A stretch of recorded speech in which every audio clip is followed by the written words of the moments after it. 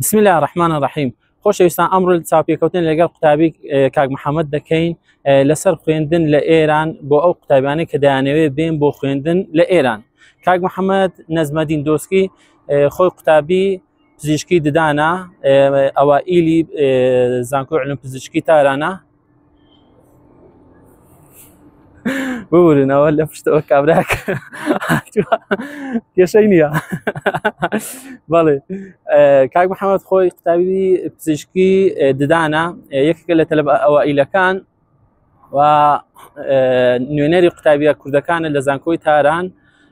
بە 85 کۆنمرەی 1285 وەرگیراوە لێرە لە پزیشکی ددان و کوڕێکی زۆر خۆشەویستە. بەڕاستی ئێمە زۆرمان خۆشەوی کوڕێکی زۆر کۆمەڵایەتیە. ئەمڕۆ چاپیەکەوتنێکی لەگەڵ دەکەین لەسەر خوێندن لە زانکۆی علوم پزیشکی تاران. دووبارە بە خێراتنی کاک محەممەد دەکەین. خۆشەویستان، سەرەتا یەکەم پرسیارمان ئەوەیە دەڵێن ئایا لایەنە باشەکان و لایەنە خراپەکانی زانکۆی تاران چییە کاک محەممەد؟ سەرەتا بە ناوی خودای گەورە میهرەبان، بسم الله الرحمن الرحیم. سڵاوێکی گەرم لە هەوایەکی سارد بۆ جەناب و قوتابی خۆشەویستەکانت مامۆستاکیان. وەکو جەنابەت زانیاریت هەیە هەر شتێک لایەنی باشی خراپی خۆی هەیە، هەر شتێک بۆ هەر شوێنێک کە دەڕۆی، هەر دایرەیەک نەکرد تەنها زانکۆی تاران، هەر شوێنێک کە بۆی دەڕۆی لایەنە باش و خراپەکانی خۆی حتمەن هەیە. زانکۆی تارانیش خود جەنابەت کە معلوماتت هەیە زانکۆیەکی نێودەوڵەتیە. لایەنە هەرە باشەکانی ئەم زانکۆیە ئەوەیە کە کاتێک تۆ دەیتە ئێرە دەست بە خوێندن دەکەیت، هەر لە هەر بەشێکی پزیشکی بێ تێکەڵایەتیەکی یەکجار زۆرە دەبێت لەگەڵ میلەتەکان، لەگەڵ خەڵکانی وڵاتانی تر کە بەڕێ من ئەمە هەر خۆی لە خۆی دەلایەنێکی زۆر باشە، دەتوانم بڵێم لایەنێکی زۆر نایەبە بۆ ئەم پیشەیە. و تەنانەت زۆربەی لایەنە باشەکانیش مەسەلەن چۆن بۆ جەنابەت شی بکەمەوە لێرەدا، هەتا لایەنی خراپەکانیش ئەگەر جەنابەت پێزانێنێتە بێ زانکۆی تاران کەمێک فەرق و جودایی هەیە بەڕاستی لە نێوان قوتابیە ئینتەرناشناڵەکان و قوتابیانی کە ماڵی خۆیانە، یان ئەو قوتابیانی کە لە داخلی ئێران سەبت نامیان کردەوە بۆ زانکۆی تاران. بەڵام کولان زانکۆی تاران ئەکرێن بڵێم، ئەنی دەکرێ بڵێم کە لایەنە باشەکانی یەکجار زۆرترە لە لایەنە خراپەکانی، ئەنی کولان ژیانێکی خۆشە، ژیانێکی ئینتەرناشناڵ لێرە دەکەیت و تا 6 ساڵ 5 ساڵ ژیانێکی تایبەتە یانی بەڕاستی. ئەوستا نێزیچی و با بڵێن هاتوچۆکردن لە بینی کوردستان و ئێران ئەو شتانە زۆر ئاسانکاریە بەڕاستی بۆ قوتابیان. حتمەن زۆر ئاسانکاری کراوە. تا مەسەلەن چون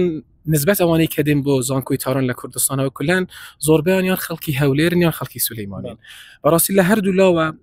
چونکە هاوسنوورین لەگەڵ وڵاتی ئێراندا بە چەندین ڕێگا دەتوانیت زۆر بەزووی بکەیت بە زانکۆی تاران و لە زانکۆی تارانەوە بگەڕێیتەوە هەرێمی کوردستان. بەڕاستی ینی هەموو ئاسانکاری کراوە بۆ قوتابیەکان بەڕاستی لە هەموو ڕوویەکەوە، بەتایبەت لە ڕووی گواستنەوە کە جەنابەت خۆت ئاماژەت پێدا لێرەدا. وڵا بەشە ناوخۆیەکەتان چۆنە؟ باڵێن لە بەشە ناوخۆیەکەتان ڕازینە؟ کاروبار بەشە ناوخۆیتان چۆن ڕێک خستووە لە بینی خۆتان و با بڵێن ئەو برادرانێکە لە ژوورەکەتانن، با بڵێن بە شێوەیەکی گشتی چۆن دەیبینی؟ قسەکردن لەسەر بەشە ناوخۆیەکە پەیوەستە بەو کەسانی کە لە ناو بەشە ناوخۆیەکە دەژیانەکەن. ئێستا لە ناو بەشە ناوخۆیەکەی ئێمەدا وەکو خابگای موسەوی کە پێی دەڵێن لە مەیدانی فیردەوسی، حتمما پەیوەستە بەو شخصی کە لە ناو خابگاکە ژیان دەکەن، زیندگی دەکەن. مەسەلەن میلەتانی تێکەڵ هەن لە ناو خابگاتە، بەشێکیان تەمیزن، بەشێکیان پیسن. بەڕاستی ئەنی حتمما ڕەبتی هەیە بەو کەسی کە لەگەڵت تا ژیان دەکا. بەڵام کولان ئێمە لە خابگاکەی خۆمان کە ئەگەر خۆمان بەنسبەت بە خۆمان بڵێم 10 بۆ 9 نەفەرین، 9 بۆ 10 نەفەرین تقریبان هەر هەفتەیەک پاک و خاوینکردنەوە لەسەر قوتابیەکە. جدولتان هەیە؟ جدول کولان جدولمان هەیە، ئێمە کولان دەکرێتە 9 هەفتە. باشە دوای 9 هەفتەکە دوای جدولەکە دووبارە دەکرێتەوە لە قوتابیەکەمەوە بۆ قوتابی کە دەیەمە یان نوێمە. بەهەرحاڵ هەر خورفەیەک، هەر ئەپارتمانتێک یاسا و قانونی تایبەت بەخۆی هەیە، وەکو ئاماژەم پێدا کە ڕەبتی هەیە بەو قوتابیانی کە لە ناو خابگاکەدا دەژین. بەڕاستی ئەی خواردن با بڵێن خواردن لە بەشە ناوخۆی ئامادە دەکەن یان دەکەڕێن یان چۆنیە؟ بەخۆر ڕەبتی هەیە بە قوتابیەکانەوە، ئەگەر جەماعەت ئیمتحانەکانیان باش جواب دابێتەوە جەوی ئەویان هەیە خواردن دروستکەن. بەڵام کولەن بڵێن کوردەکان بە خۆشحاڵیەوە شێفی زۆر تایبەتمان هەیە لێرە، قوتابی زۆر تایبەتمان هەیە لێرە. بەڕاستی دەستیان زۆر پاک و خاوین، خواردنیان زۆر تایبەتە. بەڵام ئیتر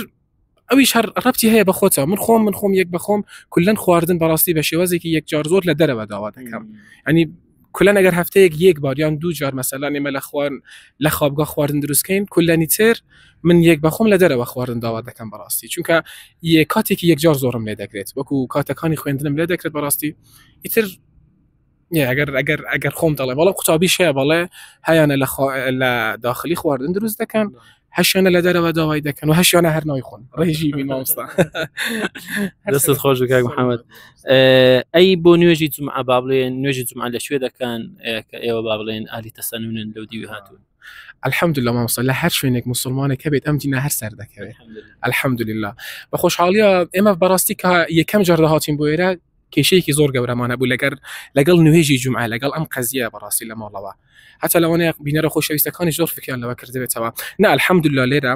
هەم برادرانی شیعە بەڕاستی ئاسانکاریەکی یەکجار زۆریان بۆ ئێمە کردووە بۆی ئێمە بتوانین عیبادەتە تایبەت بە خۆمان ئەنجام بدەین لێرە بە خۆشحاڵیەوە بەڵێ هەر جومعەیەک لە مزگەوتی خوارەوەی داخلی هەر تەبەقەی هەمکەف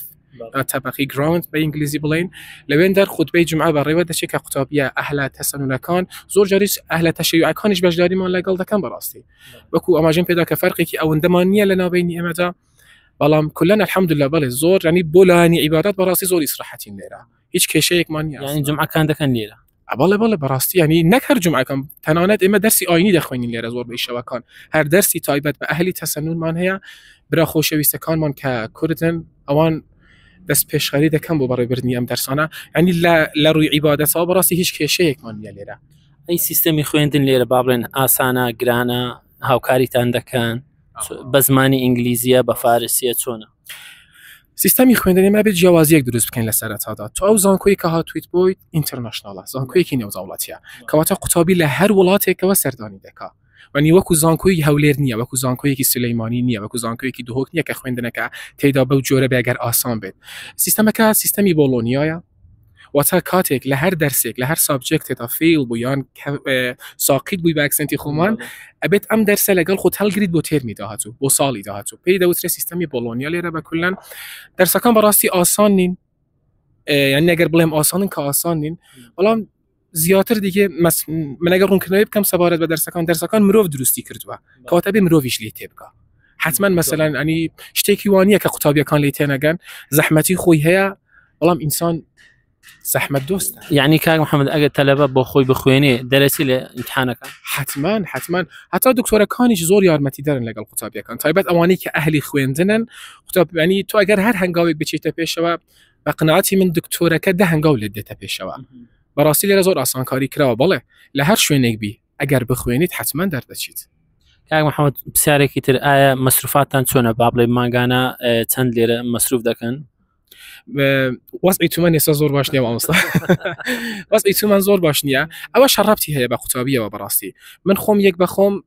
ئەگەر مانگێک نزیک نەبم لە ئیمتحانات هەر بیداەتی تێرم بێ کولەن یەک وەرەقە سەرف دەکەم لێرە بەڵام ئەگەر نزیکی ئیمتحانات بێت چون بەنسبەت ئەوەی زۆر کەم خواردن لێ دەنین لە ماڵەوە کولەن لە دەرەوە داوای دەکەین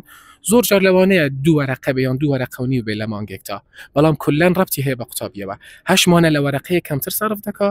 هەشمانە هەموو مانگێک زیاتر لە یەک وەرەقە سەرف دەکا یعنی ئەو ستایلە ژیانی تۆ بڕیار دەدا کە چەند سەرف بکەیت بەڕاستی ینی بە شێوەیەکی ئاسایی ئەگە بژیشتی زیاد نەکڕی دەتوانین با بڵێن بە 250 هزاری ماگانە دەربچی ئەگەر بە شێوازێکی ئاسایی ژیان بکەیت بەڵێ زیادیش ئەستان 250 هزار دەکرێن بڵێم هەر بە 100 دلار دەتوانیت نەکرد 250 هزار هەر بە 100 دلاری عێراقی خۆمان دەتوانانی لێرە ژیانێکی کاملەن بکەیت بەبی هیچ کێشەیەک بەڕاستی ئەی با بڵێن ئێوە چۆن هاتچۆ دەکەن لێرە بۆ کوردستان نسبت بەخۆم چون شار من خەڵکی قەزای سۆرانم قەزای سۆرانی چۆن نزیکە لە مەرزەوە لە حدودی حاجی عومەران هەر بەگشتی بە ئۆتۆبۆس ئێمە سەفەری کوردستانەکەین بەڵام قوتابیەکان ڕێگای جیاواز بەکاردێنن هەیانە بە ئۆتۆبۆس هەیانە بە تاکسی حتا تا سەر سنوور هەشیانە بە فڕۆکە کاک محەممەد مەبەستی ئۆتۆبوس ینی پاسە بە پاسات ئەوەندە تێکەڵی ئێران بووین زمانی وانیشمان گرتووە وەڵێ کاک محەممەد تەبعاً فارسیەکەی زۆر باشە فارسیەکی زۆر باش دەزانی و ئینگلیزیەکی زۆری باشی دەزانی کاک محەممەد ئەگەر تەلەبەیەک بیەوە لێرە بخوێنێ بیە فارسی فێر بێ تۆ ڕێنمایی چییە بۆ ئەوەی کە با بڵێن فارسی فێر بێ وەکو تۆ فارسی زۆر بە جوانی قسە بکە ڕێز مامۆستا فێربوونی هەر زمانێک نەک هەر فارسی ڕەبتی هەیە بە کۆنفرزیشنەوە بە کۆنتاکتت لەگەڵ ئەوانەی کە فارسی دەزانن تو ئەگەر دەتەوێت هەر زمانێک فێربی ئەبێت گفتوگویەکی یەکجار تایبەتی تەبێت لەگەڵ ئەوانەی کە خودی زمانەکە دەزانن زمانی فارسی وەکو جەناب لێرە معلوماتت هەیە لێرە زانکۆیەکی ئینتەرناشناڵە بەڵام واقعاً یعنی زمانی فارسی زۆر ئەهمیەتی زیاترە لە ئینگلیزی تو که دوای بیسیک ساینس اگر تو عام بی یا اگر تو اسنان بی دوای تواو کردنی بیسیک ساینس حتما چی تا نخوشخانه کانوا لا نخوشخانه کان برای من نخوش ناتوانه به انگلیسی حساب کا فارسیه کلا دکتور کان مجبور لیرا قطابیه کان کلا باشی پزشکی خوینن مجبورن کلا زمانی فارسی فیر براستی ریگای آسانیش اویا اما رابط منظور هي لقل قطابية إيرانية كان يعني هرخومان بتايبة طلباني طبعاً أوان كلن كلاسيان هي لقل طلبة إيرانية كان هندي كلاس كان يعني أسوانين يعني يا رجاي كيار متدار براستي دوزي نوي هوريك إيراني وقت سكردن لقالي تا آخر النقطة تا في زماني فارسي تبي زماني فارسي لزماني كردي زور نزيكا أصلاً يعني براستي صدا بنجي وشكان من زور ليكتي نزيكا أصلاً من خوم هيتشون لمن ضالية وكم يا فير بومليرا والله ما قرب بويك كاستن هيج بناغي كي نبوبت يعني ناكري بلي كفير نابي براسي چونك زور و تایبتی با برانی که اکسنتیان سورانیه من یک بخوام مثلا که اما اکسنت فان کرمانجی براسي تا راده یک سخته با اما چون زیاتر شبیه زمانی عربی نیمه بالام با برانی که زمانیان سورانیه چلا هولری خوشویست چلا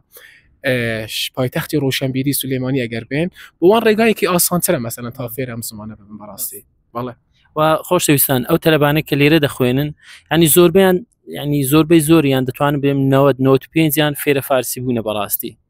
ئەوەی کە بابڵێ هەر نێوەی زمانەکە فێربی فێر نەبووە ئەگەنە ئەوانی تر زۆربەی زۆریان فارسی دەتوانن قسە بکەن و فێرش بوون کاک محەممەد پرسیارێکی تر قوتابی ئێمە ترسی هەیە لە ئێران یعنی کەمێک ترسی هەیە دەڵێ بابڵێن لەوانەیە شەڕ بێ لەوانەیە ینی بە شێوەیەکی عام لەوانەیە ترسێکی هەبێ ئایا ئەو ترسا پێت چۆنە ینی ئایا جێی ترسیە ئێرە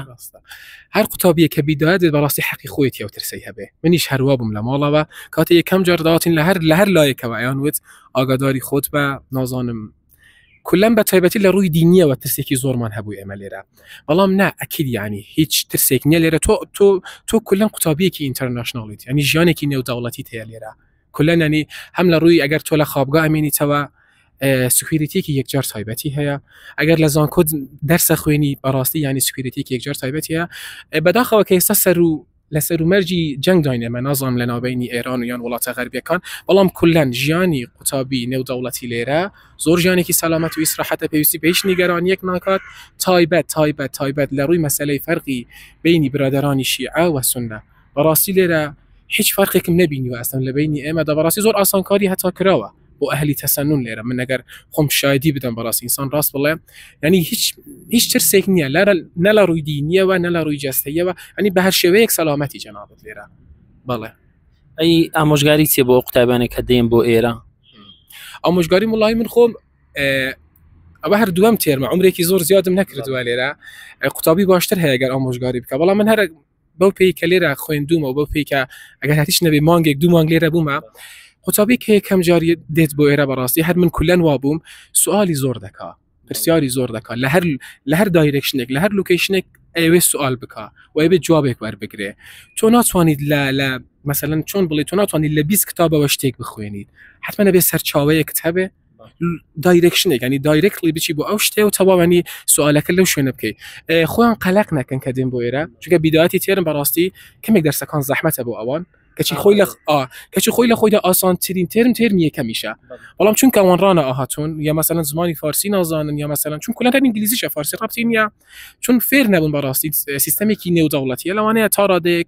قلقیان هبید یا استرس یکیان هبید ولام کلا خودتان قلق نکن ولاتی که یک جار خوشه جیانی که یک جار خوشه ابن بهاوره لگل پاکستانی کان لگل هندستانی کان لبنانی کان تا افغانی کان هم جانی که زور تایبەتە بەڕاستی من خۆم یەک بە خۆم لێرە زۆر ئیسراحەتم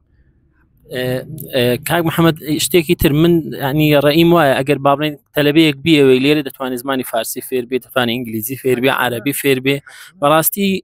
ینی هەموو جۆرە تەلەبەیەکی لێ ینی بۆیە بۆ فێربوونی زمان زۆر ئاسانە ڕێی تۆ چۆنە حتما مامۆستا ئینسانی زیرەکە بێت لە هەر هەلو مەرجێکدا مەسەلەن سوودی خۆی بدۆزێتەوە کە تۆ دەیت بۆ ئێرە بەڕاستی ئێرە وەکو دیکشنەریەکە نکرسانه باشه کی پزشکی چون که تو فرهنگی که مثلا تو کاملا لگال کلتوری ولاتانی ترا زمانی ولاتانی ترا تکلا بی حتی مثلا خوم یک بخوم واسطه هول دادم ترکی فیر ببم ترکی آذربایجانی و کمی که هندیش فیر بوم لترمی کما و لگال قصابیا هندستانی کان جانم دکر یعنی کلا ایره دروازه که و اگر بوی بید به کسی کی تر نکر بید به دکترک اتکم به دکتر والله مگر بته بید به کسی کی تر بلاستی دروازه کی یک جار مهمه والله جا قدری زێر لای زێڕینگرە تەنها زێڕینگە قدری ئەو زێرە دەزانێت دەتایبەتی بەڵێ. کاک محەممەد دەست خۆش بی لە کۆتاییدا ئەگەر پرسیارێک ما بێ نەمان کردبێ یان شتێک هەبێ خۆت ڕوونی کێوە والله ئەوەی هەرما بێت بۆ من مەسەلەن چونکە دەزانم ئەو قوتابیانی تەماشایان ڤیدیۆیەکەن بەشێکیان هەر ناچوون یان پێیان خۆشە بێن داواتان لێ دەکەم کە بێن بەڕاستی زانکۆی پزیشکی تاران زانکۆیەکی کەم نییە زانکۆیەکی یەکجار ئاست بەرزە نەکرد لە ئێران بەڵکو لە خاوەرمیانە لە ببوورە لە ڕۆژهەڵاتی ناوەڕاستدا لە ڕۆژهەڵاتی ناوەڕاستدا ئەگەر پێت دەکرێت ژیانێکی دوورە وڵاتی خۆت پێخۆشە نەسیحەتت دەکەم کە بێت بۆ زانکۆی تاران بەڕاستی نەک بێت بە ڕیکلامێک بەڵام زانکۆی تاران بەڕاستی زانکۆیەکی ببێنەیە لێرە هەم فێری علمەکە دەبی بە جوانی هەم فێری چەندان برانچی دیکە دەبی ئەسلان ئەنی بەڕاستی تاکە نەسیحەتمەوە بێ وەرم بۆ ئێرە ژیانکردن لێرە خۆشە ژیانێکی نێودەوڵەتیە قوتابی یەکجار زۆر دەناسیت قوتابی میلەتانی تر دەناسیت هاوڕێی زۆر پەیدا دەکەیت کولەن ئەبیت بە ئینسانێکی تر. کاک محەممەد لە کۆتاییدا ئەگەر شعرێک هەیە بۆمان بخوێنەوە یاخۆت خوداحافیزبوونێک بکەی بە زمانی فارسی زۆر سپاست دەکەین لە پارکی هونەرمەندانی شاری تاران لەگەڵتان بوون لەگەڵ کاک محەممەد زۆر سپاس. دەڕێزی مامۆستاگیان وڵی تاکە شعر کەسێک بدەم بۆ ئەو دەردەی ئێستا ئێمە بەکار بێت بۆ میلەتی کورد ئێمە بێ هاودەردی یەکتری بین ئەبێ دایمە لە پشتی یەکتری بین برایەک لەو بەرەوە برایەک لەو بەرەوە ئەبێت بەڕاستی هاوکاری یەکتری بین. حەزرەتی سعدی شیرازی شعرێکی هەیە لەسەر ئەوەی کە چۆن ئێمە پێویستە یەک بین دەڵێت دەفەرمێ خودی خۆی لە کتابی وەبزانم بوستانە دەڵێت بەنی ئادەم ئەعزای یەکدیگەرن کە در ئافرینش ز یک گوهرن چو از فی به در آورد روزگار دیگر از بهار و نماند قرار تو که ز محنت دیگران بی غمی نشاید که نامت نهند آدمی. دەڵێت ئەگەر تۆ لە خەمی کەسانی تر بێ خەمی لەوانەیە هەر ناوت مرۆڤ نەبێ ئەنی بەڕاستی بە تایبەتی میلەتی کورد کە لێرە ژمارەمان یەکجار زۆرە بێ هاوکاری یەکتری بین. ئەم شعرم ئەم نەسیحەتم بە ئەو برا کوردانەشە کە ئێستا لە خوابگاکەدان بەڕاستی هەمومان پێویستە هاوکاری یەکتری بین بۆ ئەوەی کە سبەینە و دوزبەینە باشتر بێ لەمڕۆ ئەگەر ئەتەوێت سبەینە باشتر بێ لەمڕۆ ئەبێ هەوڵێکی زیاتر بدەیت ئەبێ هەوڵدانەکەت جیاوازتر بێ لەگەڵ ئەمڕۆ وە نەسیحەتم ئەوەیە کە بەڕاستی یەک بین لە پشتی یەک بین و یارمەتیدەری یەک بین. دەست خۆش کاک محەممەد زۆر سپاسی کاک محەممەد دەکەین بۆ ئەو چاپێکەوتنە هیوادارم بەدڵتان بێ خۆشەویستان لایک و کۆمنت و سەبسکرایب لەبیر مەکەن بۆ ئەوەی تەلەبەی زیاتر ئەم چاپێکەوتنە ببینێ تا دیدارێکی تر خواتان لەگەڵ.